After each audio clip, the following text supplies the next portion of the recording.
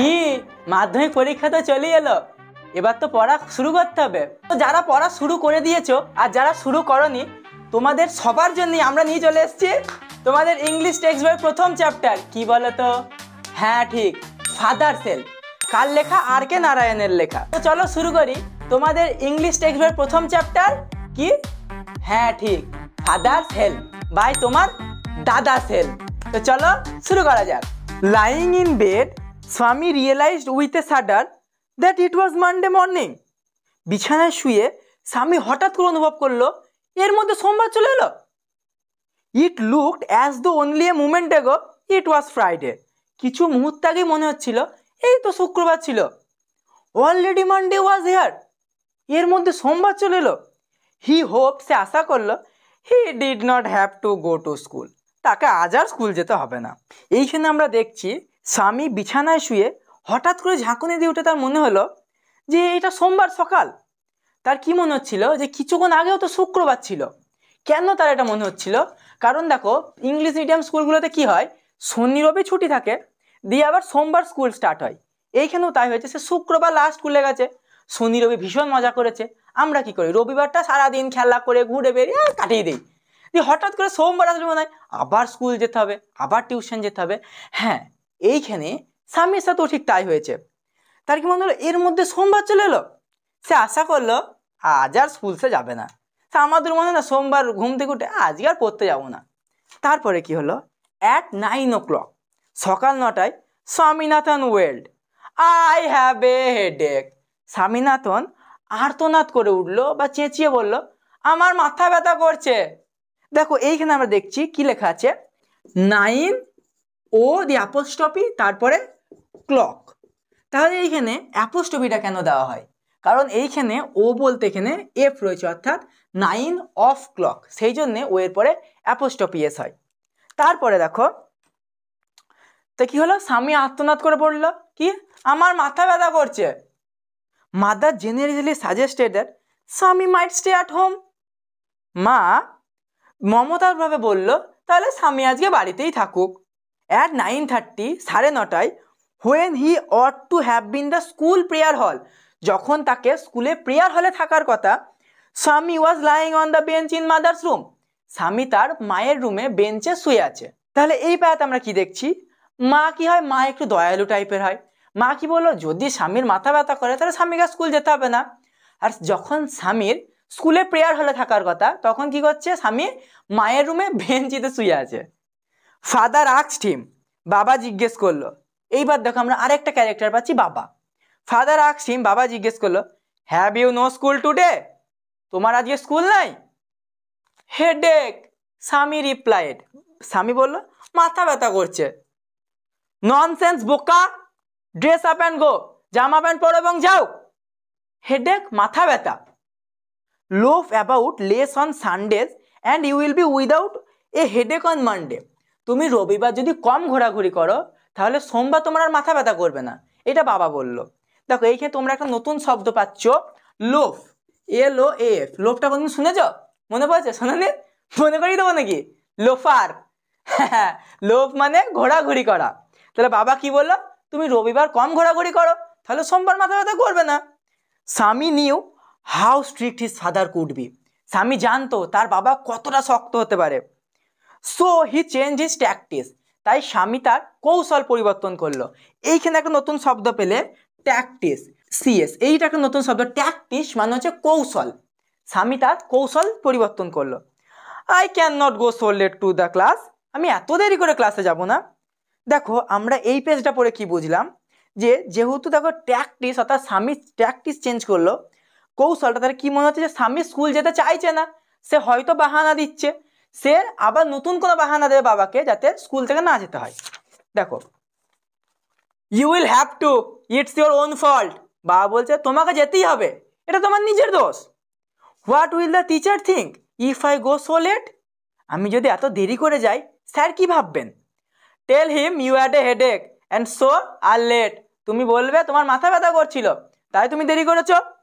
He will scold me if I say so, যদি আমি এরকম বলি তিনি আমাকে বকবেন। Will he say, let us see, চলো দেখা যাক। হোয়াট ইজ হিজ নেম, তার নাম কি?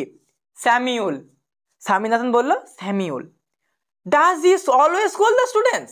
সে কি সবসময় ছাত্রদের বকাবকি করে? He is a very angry man. সে ভীষণ রাগী মানুষ। He is specially angry with boys who come in late. সে বিশেষভাবে রাগ করে সেই সব ছেলেপিলেদের ওপর যারা দেরি করে ক্লাসে আসে। I would not like to go late to Samuel class. আমি স্যামিউলের ক্লাসে দেরি করে যেতে পছন্দ করি না। If he is so angry why not you tell your headmaster about it? যদি সে এতটাই রাগী হয় তোমরা তোমাদের হেডমাস্টার কেন বলো না এটা? দেশে তারা বলেন দ্যাট ইভেন এমনকি the headmaster is afraid of him. হেডমাস্টারও তাকে ভয় পায়। দেখো আমরা এই প্যারাটা পড়ে কি বুঝলাম? স্বামী বলছে হেডমাস্টারও তাকে ভয় পায়।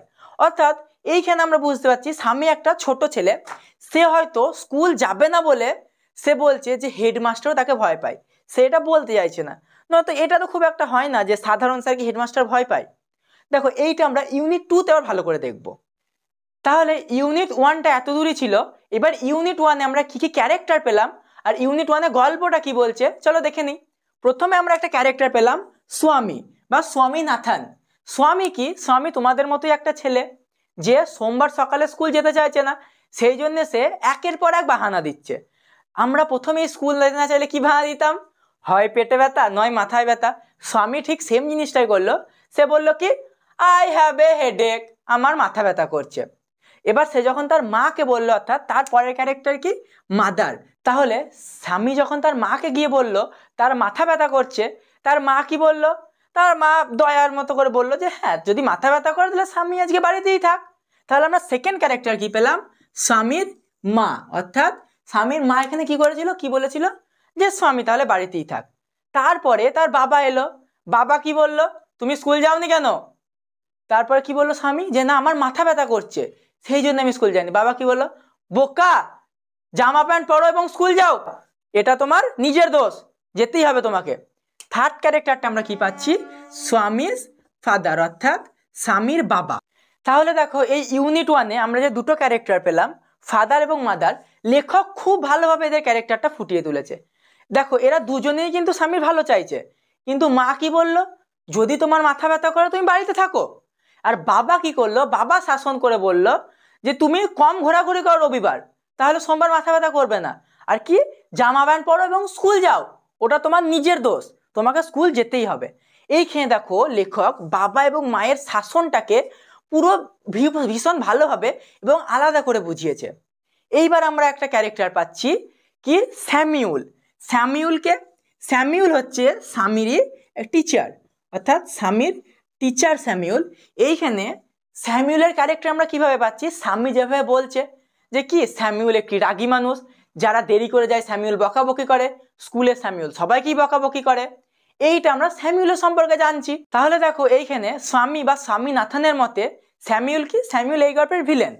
এইবার দেখো আরেকটা আমরা পাচ্ছি যিনি হেডমাস্টার। ইনার সম্পর্কে বিশেষ কিছু বলা নেই, শুধু বলা হয়েছে কি যে তারা বলেন স্যামিউলকে নাকি হেডমাস্টারও ভয় পায়, এইটুকু হেডমাস্টার সম্পর্কে বলা হয়েছে। এইবার আমরা ইউনিট 2টা দেখে নিই। তো চলো এবার ইউনিট 2 শুরু করা যাক। দেখো Swami hope that with this his father would be made to see why he must avoid school for the day. Swami আশা করলো এইবার হয়তো তার বাবা বুঝতে পারবে যে কেন স্বামী স্কুল যেতে চাইছে না। But father's behaviour took an unexpected turn. কিন্তু বাবার ব্যবহার একটি অপ্রত্যাশিত মোড় নিল। এখানে বিহেভিয়ার মানে হচ্ছে ব্যবহার, আর আনএক্সপেক্টেড টার্ন বলতে অপ্রত্যাশিত মোড়, অর্থাৎ যেটা আশা করা যায় না। He propose to send a letter with Swami to the headmaster. সে একটি চিঠি লিখলো তার হেডমাস্টারকে পাঠানোর জন্য। No amount of protest from Swami would make him change his mind. কোনো রকমই প্রতিবাদ স্বামীর কাছ থেকে তার বাবার মন পরিবর্তন করতে পারবে না। এইখানে দেখো স্বামী কি ভাবলো যে সে বলবে তার মাথা ব্যথা করছে বা তার স্যার থেকে বকবে, সেই জন্য হয়তো তাকে স্কুল যেতে হবে না, তার বাবা বলবে স্কুল যেতে হবে না। কিন্তু তার বাবা কি কাজ করে ফেললো? হেডমাস্টার যারা চিঠি লিখে ফেললো। এইবার তো স্বামী মিথ্যে কথা বলে ধরা পড়ে যাবে। তবে স্বামী তার বাবার কাছেও মার খাবে, আবার হেড স্যারের কাছেও মার খাবে। তো চলো দেখি এবার। By the time Swami was ready to leave for school.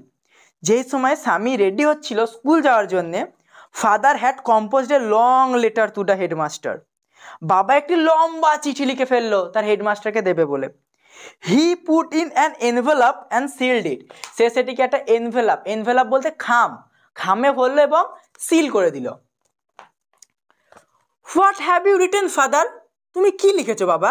Sami asked apprehensively. দেখো এখানে অ্যাপ্রিহেন্সিভলি একটা নতুন শব্দ। অ্যাপ্রিহেন্সিভলি মানে হচ্ছে ভয়ে ভয়ে বলা। তুমি কি লিখেছো বাবা? এইভাবে বললো কথাটা। নাথিং ফর ইউ, তোমার জন্য কিছু না। Give it to your headmaster and go to your class, তুমি এটা তোমার হেডমাস্টারকে দেবে এবং তোমার ক্লাসে যাবে।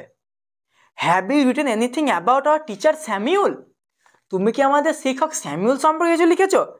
ইয়েস, হ্যাঁ, প্লেন্টি অফ থিংস, অনেক কিছু। What has it done father, সে কি করেছে বাবা? Everything is there in the letter, এই চিঠিতে সব কিছু বলা আছে। Give it to your headmaster, এটা তুমি গিয়ে তোমার প্রধান শিক্ষককে দেবে। Swami went to school feeling that he was the worst boy on earth, Swami এই অনুভব নিয়ে বাড়ি থেকে স্কুলের জন্য বেরোলো যে সে পৃথিবীর সব থেকে খারাপ ছেলে। দেখো এইখানে আমরা বুঝতে পারছি সামি হয়তো মিথ্যা কথা বলছে, নয়তো তার মাথায় হঠাৎ এই চিন্তাটা কেন আসলো যে সে সব থেকে পৃথিবীর খারাপ ছেলে। অতএব সামি নিশ্চয়ই কিছু লোকাচ্ছে বা মিথ্যা কথা বলছে। এই জিনিসটা এইখান থেকে আমরা বুঝতে পারছি যে সামি মিথ্যা কথা বলেছে। হিজ কনসিয়াস বর্দার হিম, তার চিন্তা ভাবনা তাকে ঘাত প্রতিঘাত, বর্দার বলতে তাকে বারবার ভাবাচ্ছিল যে আমি কি সত্যি বলেছি। He was not all sure if his description of Samuel had been accurate, সে নিশ্চিত ছিল না যে স্যামিউলকে নিয়ে সে যে বর্ণনা দিয়েছে সেটা কি আদৌ ঠিক। হি ফেল্ট, সে ভাবলো, he mixed up the real and the imagine, সে হয়তো ভাবনা এবং বাস্তব মিলিয়ে ফেলছে।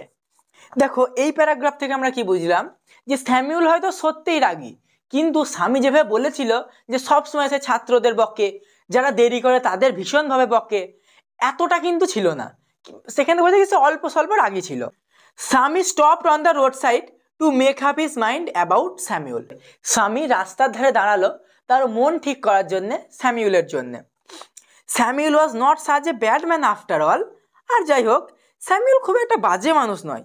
Personally he was much more friendly than the others teacher, ব্যক্তিগতভাবে সে আরও ভালো অর্থাৎ ফ্রেন্ডলি বন্ধুত্বপূর্ণ অন্যান্য শিক্ষকদের থেকে।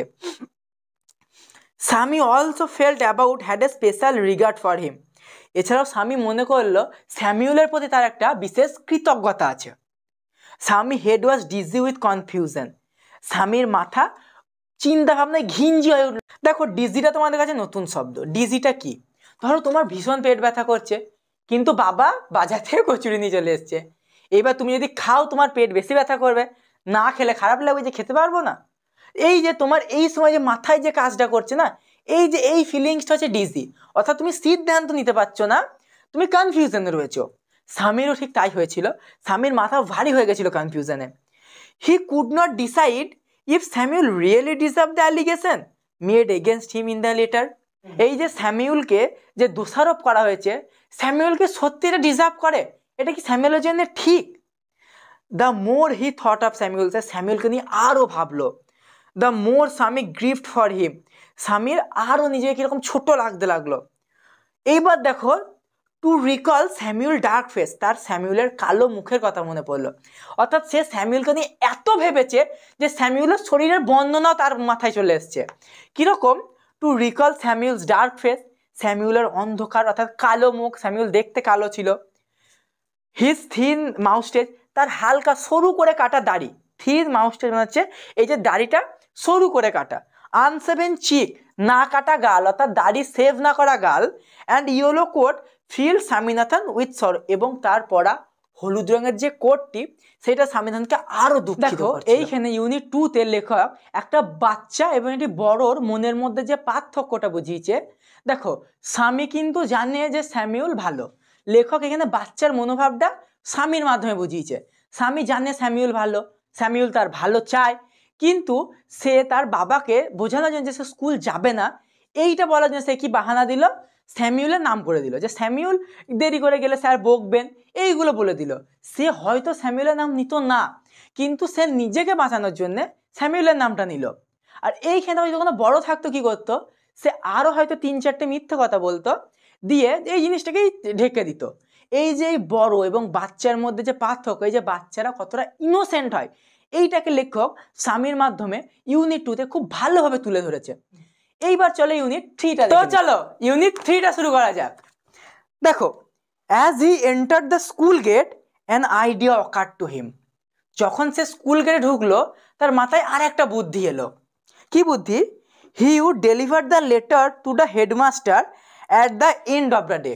সে দিনের শেষে চিঠিটা হেডমাস্টারকে দেবে। এইবার দেখো, সে যে দিনের শেষে চিঠিটা হেড স্যারকে দেয়, তাহলে কি হবে? তাহলে সে দিয়ে বাড়ি চলে আসতে পারবে, আর হেডমাস্টারের সঙ্গে স্যামিউলের স্কুল শেষ হয়ে গেলে তার দেখা হবে না। তাহলে স্বামীও বকা খাবে না, স্যামিউলেরও খুব একটা হবে না। এবার বাচ্চা ছিল তো, সে ভেবেছিল একদিন তো বেঁচে যায়, সেই জন্য সেইটা করেছিল।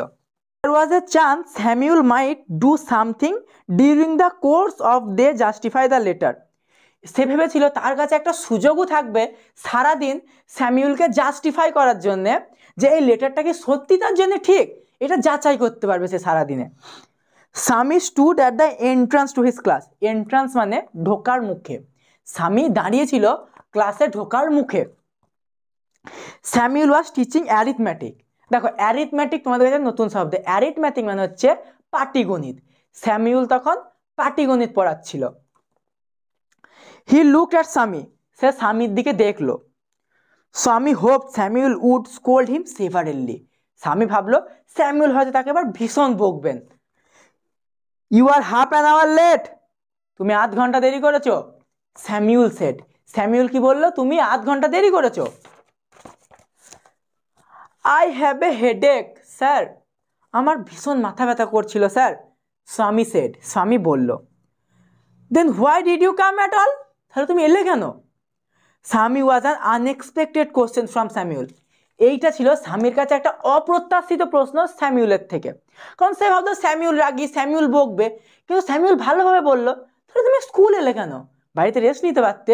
এই জিনিসটা স্বামীর কাছে অপ্রত্যাশিত মনে হলো। স্বামী সেড। স্বামী বলল, মাই ফাদার সেড। আমার বাবা বলেন, I should not miss school sir.